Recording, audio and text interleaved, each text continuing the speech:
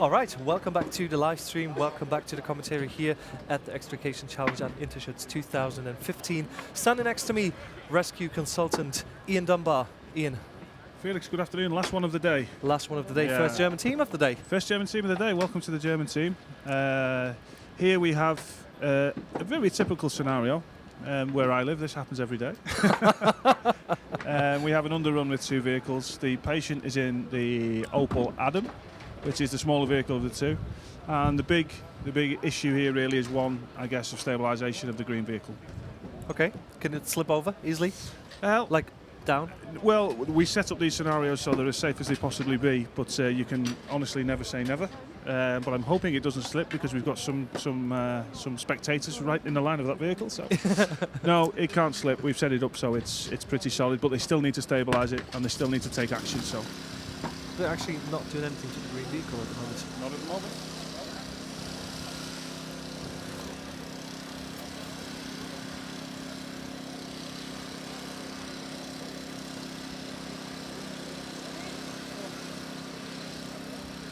So they've briefly started stability, and then they'll start to look at glass management. The incident commander, which I think is this guy, will start to prepare his plan based on what he sees. So for you on the live stream, the guy... Oh, actually, they're all wearing yellow hats. So yes, they are. But TRB Leiter means leader. So okay, so that's where my German lets me down. Yeah.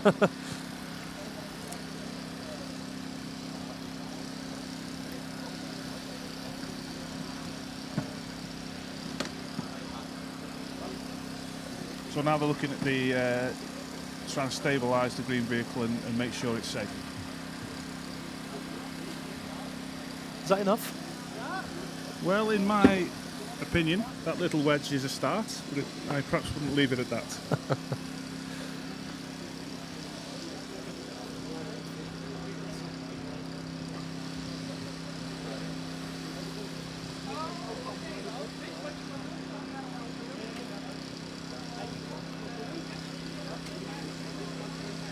Interestingly, what they've decided to do with the small Opel Adam is remove the air from the tyres. So that's one way of, or one means of stabilising a vehicle, also using blocks. If you remove the air from the tyres, it has a bigger footprint. And the theory is that the car is more stable, so it's one technique. More difficult to move. Yeah, and I don't think it's a technique we've actually seen today, so that's something good for people to see. I've seen one team. One team has done that? The air out, okay. Yeah. And then we have that infamous black tree again behind the Opel Adam. It's popped up quite a lot today. So. These trees are growing everywhere. They grow everywhere. It's global warming, I think. Here we have the assessor making himself comfortable on the concrete blocks, taking in a bit of sun.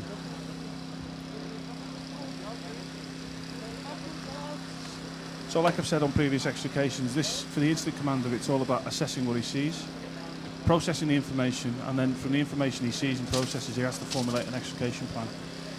Once it's formulated, he has to communicate it to the rest of the team, and that's when they get to work.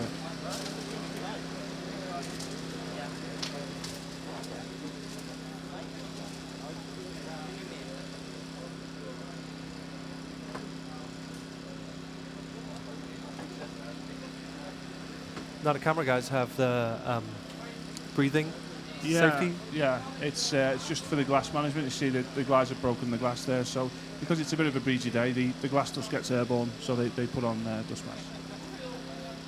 Dust mask, that's the one. That's the word I was looking for.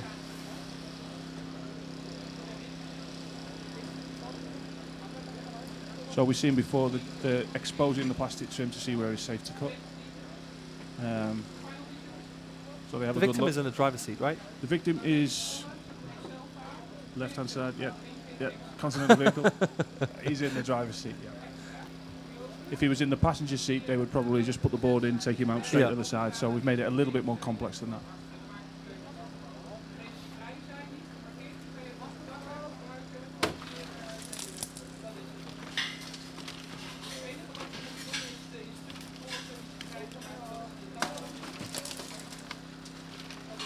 So it's a good method for us. Yeah, and also it's a good method you see is using the sharps cover.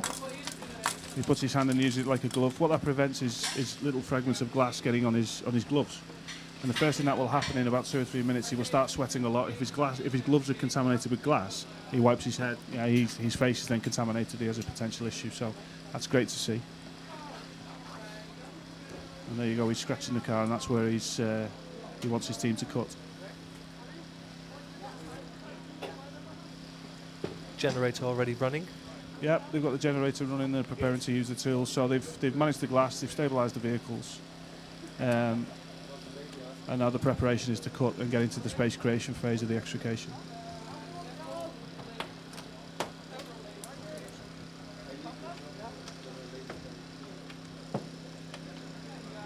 That's a great shot, seeing the tools used up close like that. Fabulous shot.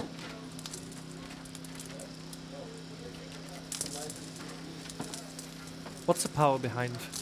The cutters, they are what we call the 4050 cutters. We've just released a brand new generation of cutters, a 5000 series, which are on our booth. But the power of these cutters, they have a cutting force of 102 tons. Wow. Yeah.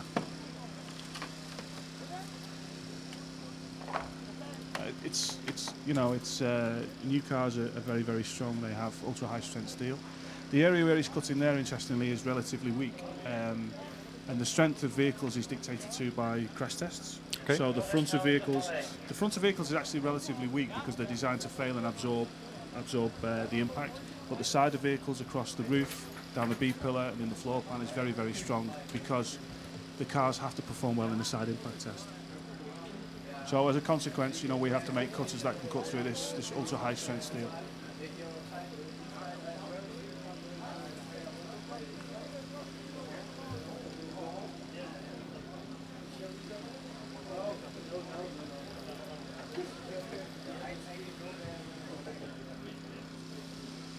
There we go.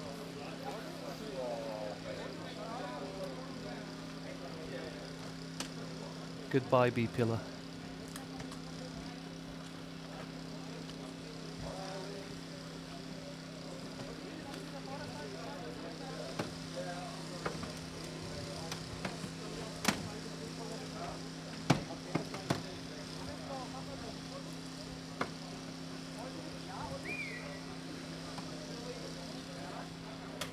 That was a great shot of the construction. You can see it's very stiff, very strong construction.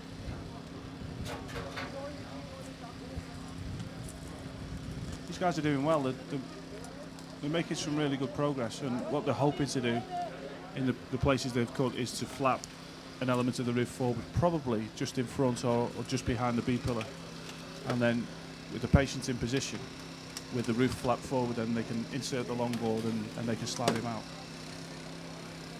Actually, when you've been talking about the scenario before, just before the challenge, you've suggested that as one of the good ways to get him out, right? Yeah, I mean, what we tend to do in the fire service for years and years is we always want to take the roof off, which is fantastic because it creates a lot of space. However, on modern vehicles, it's become just a little bit more time consuming, and when you reformulate your plan, it's a balance of how much time you have available, and the amount of time you have available is purely dictated to you by the casualty's condition and the seriousness of their injuries. If they're relatively stable and the medic inside the car is not happy with their condition, but things are going okay, then maybe the team have got 15 or 20 minutes. The casualty at any point can go what we call rapid or critical. So they could go into cardiac arrest or respiratory arrest, and the team have to be prepared for that eventuality. So what they need to have is an emergency plan. So although they're working for what we would call now the full plan, which is ultimate space, what the team will now have amongst themselves is, if the patient stops breathing or the heart stops, they will have a method whereby they will get them out in an emergency situation. It won't be pretty, it won't be really conducive with the patient's injuries, but if the heart stops or the breathing fails, what the doctors or the paramedics need to do on scene can't be done easily inside the car, so the patient has to come out. And of course then, compromising spinal injuries or pelvic injuries, it's still important, but it becomes secondary to the fact they're not breathing or the heart has stopped, So it's all about assessing the patient, formulating your plan based on that information, and also being ready to react to anything that can change at any minute. And there's our patient. I think he's happy it's the last one of the day. He's lost about 3 kilos today, I think. He's really enjoyed it. He's never done this before, Dara. As I say, he graduates next year, becomes a doctor, and he's really interested in pre-hospital care. So this for him is yeah, it's an excellent learning environment. So, you know, if he goes on to teach in a university hospital or he teaches firefighters, he has first-hand understanding of knowledge, you know, so it's great for him. And also, I mean, he's going to go ahead and do pre-hospital care. So if in 5 years' time he arrives on scene, he knows what these guys are trying to achieve and how long it will take. Yeah. So if a doctor knows it will take these guys 15 or 20 minutes to take a roof off, he can then make his clinical decisions based on his knowledge. So it's the multi-agency thing is big on my agenda. You know, medics need to know what the fire service do and how they do it, and more importantly, what they can't do. And it's the same the other way around. These technical rescuers need to know what the medics require in terms of space and things. So it's no one agency around the world really does rescue. We depend on each other. You know, we even depend on the police who close the road and make the area safe for us. So it's truly a multi-agency thing.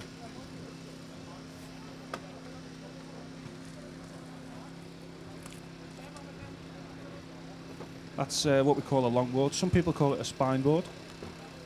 But interestingly, I always think about the casualty, and if I was in a car and someone says get the spine board, I'm instantly going to think about my spine. Yeah. So I prefer to call it the longboard. So it's just little things like this which kind of add to patient care, you know. That's a good technique. The guys have put a cut in, but because it's a wide pillar, sometimes the cut doesn't go all the way through. So what they're doing is they're using the spreaders to open everything up and have a good look. So it's a good idea.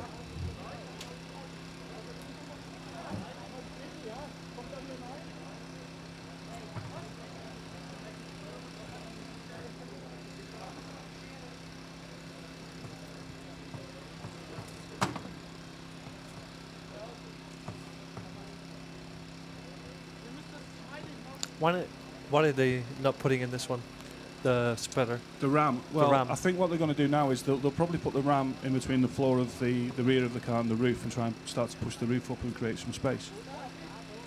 The spreader has got a wide opening, but if what you need to do goes beyond that, then you can insert a ram.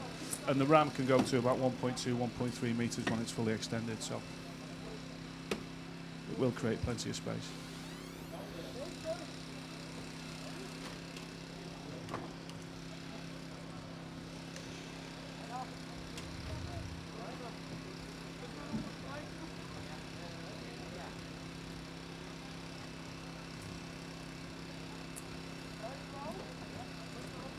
So at first they're going to use the spreaders to try and lift, get a little bit of lift so they can insert the ram.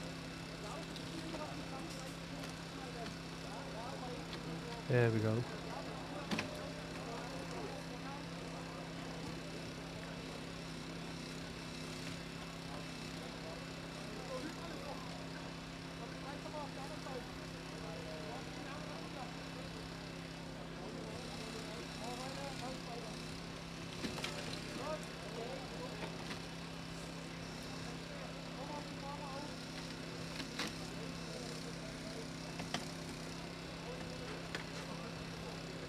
So the use of rams and spreaders, really, you have to identify areas of strength and weakness, and you have to make them work to your advantage.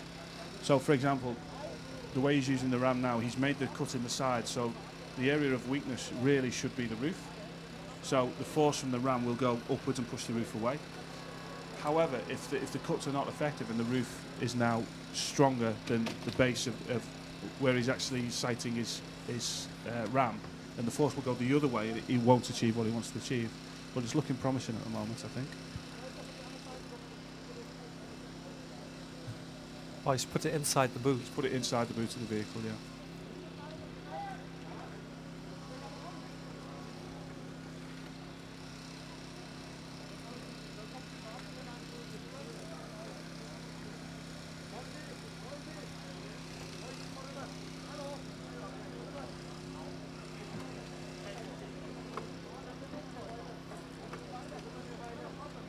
And there's our patient. You can see they're using a casualty protection shield.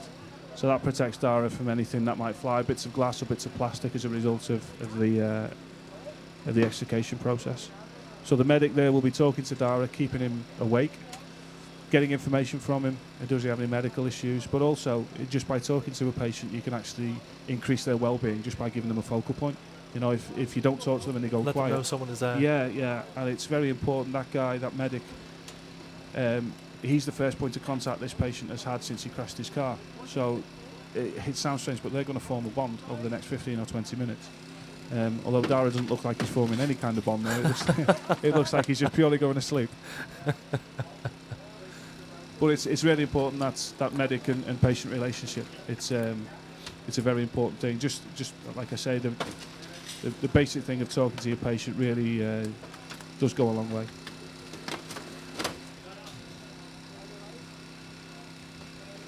We've only got like 3 more minutes.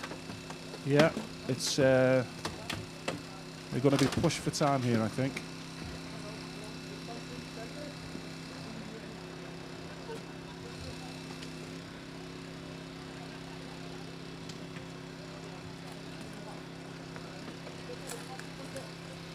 But this is the challenge, you know. It's if it was a walk in the park, if it was easy, you know, they'd be out by now and we'd all be having a coffee. So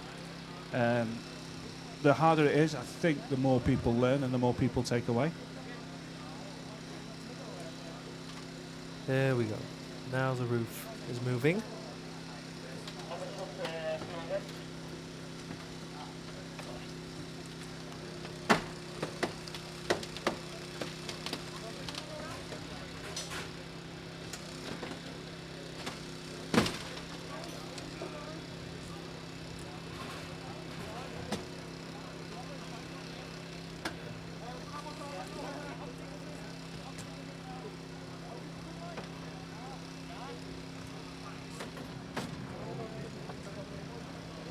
So now the board's in. The guys are convinced they've created enough space to get this patient out. Now they have to work between the ram and our big giant redwood tree.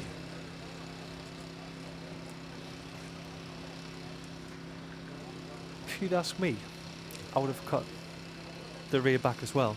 Yeah. Put the ram on the right-hand side, push the roof up. You'd have the board on the left-hand side. Well, maybe one of those guys should be wearing an orange suit and you should be wearing extrication overalls. I'm pretty comfortable in my suit. Yeah, it's the easiest thing in the world is for us to stand here and say we would have done that. Yes, of course. These guys at the moment are going through absolute purgatory. They're trying to create space to get this patient out. It's probably 25, 26 degrees out there. They're wearing 3 or 4 layers. They're in helmets. They're probably right at the end of the top of the limits at the moment. And again, it's being a rescuer from this position is so easy, so easy, you know. Of course. Just saying. Yeah. By the end of this week, we'll make you an expert, Felix. Absolute expert. Do you know that I've been at Holmatro in the Netherlands? I know you've done some cutting. Yes, of course. I wasn't there. I was travelling. I was on one of my many adventures. You were in Australia? Oh, was it Australia? Yes. Oh, yeah. Working hard in Australia, yeah. Probably. Yeah, I'm sorry I missed that. I heard you were very good. You were very good.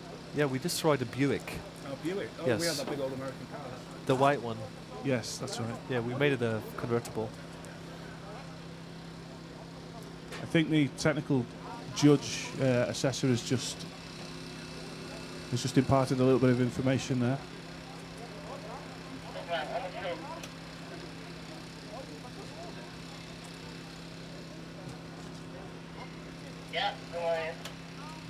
So we're into the last minute, I think.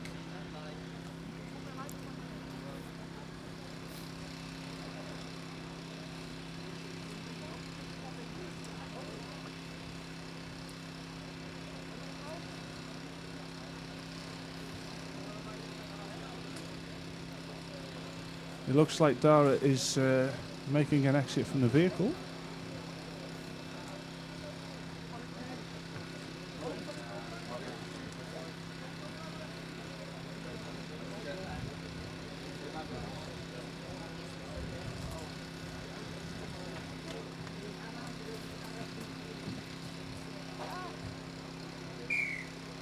And that's the end. All right. Thank you very much, Ian.